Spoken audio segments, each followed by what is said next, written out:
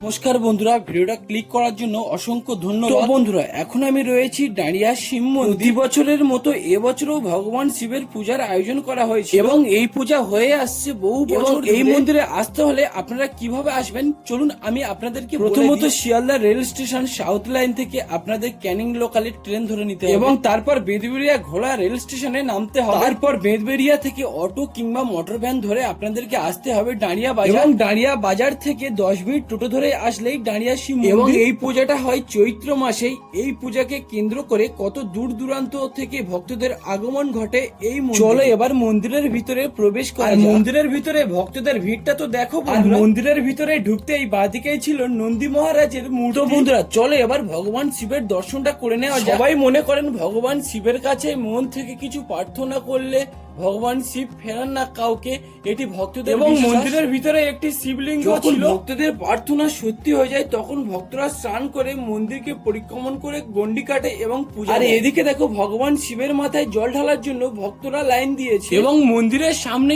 এই যে পুকুরটি রয়েছে এই পুকুরে উত্তরী পড়ার পর স্নান করে এবং ভগবান শিবের পূজা দিয়ে ভক্তরা 3 দিনের জন্য সন্ন্যাসী জীবন গ্রহণ করে। এবং এদিকে পূজা দেওয়ার জন্য বিক্রি হচ্ছিল প্রসাদ এবং বাবার মাথায় জল ঢালার জন্য বিক্রি হচ্ছিল এবং বাবার মাথায় জল ঢালার জন্য ভক্তরা বাঁকে করে জল এনেছিল। এবং এদিকে দেখো ভক্তদের তৃষ্ণা মেটানোর জন্য এদিকে লস্যি দান করা হচ্ছে। বন্ধুরা চলো এবার মেলার মধ্যে প্রবেশ করা যাক। মেলার মধ্যে ছিল বিভিন্ন রকমের খাবারের দোকান এবং ছিল স্টেশনারি দোকান এবং প্রতিটা দোকানের সামনে ভিড়ও হয়েছিল এবং এদিকে দেখো বিভিন্ন কালারের কত সুন্দর সুন্দর টেডি এবং এই দোকানে কত সুন্দর সুন্দর ইউনিক স্টাইলের সানগ্লাস এবং মুন গ্লাস বিক্রি হচ্ছিল। আর এবছরে তোমরা কারা কারা সন্ন্যাসী হয়েছো আমাকে কমেন্টে জানিও। আর দেখা হচ্ছে নেক্সট ভিডিওতে।